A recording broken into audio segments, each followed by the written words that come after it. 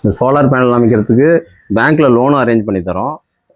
நீ எந்த பேங்க்கில் அக்கௌண்ட் வச்சுருக்கீங்களோ அந்த பேங்க்லேயே லோன் அலோடு. சொந்த வீடு வச்சுருக்க ஒவ்வொருத்தர் பேர்லையும் இந்த லோன் நம்ம அப்ளை பண்ணலாம்.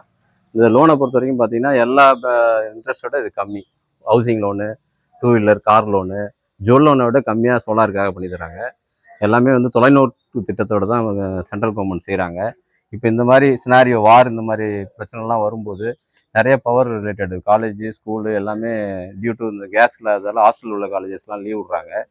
அது பார்த்தீங்கன்னா இப்போ வீட்டுக்கு எல்லோரும் வரும்போது இப்போ சம்மர் வேறு நமக்கு ஏசி பயன்பாடு, இப்போ ஒர்க் ஃப்ரம் ஹோமு, அதேமாதிரி பார்த்தீங்கன்னா இப்போ ஆன்லைன் கிளாஸஸ்லாம் கூட ஸ்டார்ட் பண்ண போகிறாங்க.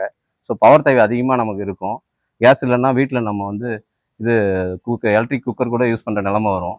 அப்படி வரும்போது நம்ம இந்த சோலார் இருந்ததுன்னா நம்ம மின் தேவையை நம்மளே பூர்த்தி செஞ்சுக்கலாம். ஸோ ஒவ்வொருத்தோட கான்ட்ரிபியூட் இருந்தால் தான் பண்ண முடியும்.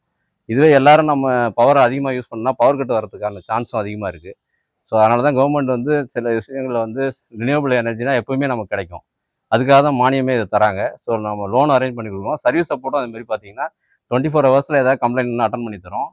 அதுமாரி பார்த்தீங்கன்னா இது ஒய்ஃபை மூலயமா நம்ம வந்து ஸ்மார்ட் மானிட்டரிங் சிஸ்டமும் இதை பண்ணி தரோம். அதுக்கு நீங்கள் மொபைலில் எப்போ பவர் கட் ஆச்சு, எப்போ வந்து பவர் ஜென்ரேட் ஆகிருக்கு, ஒரு நாளைக்கு எவ்வளோ பவர் உற்பத்தி ஆகிருக்கு, எத்தனை யூனிட் ப்ரொடியூஸ் பண்ணுது, எல்லாமே நம்ம மொபைல்லேருந்தே பார்த்துக்கலாம்.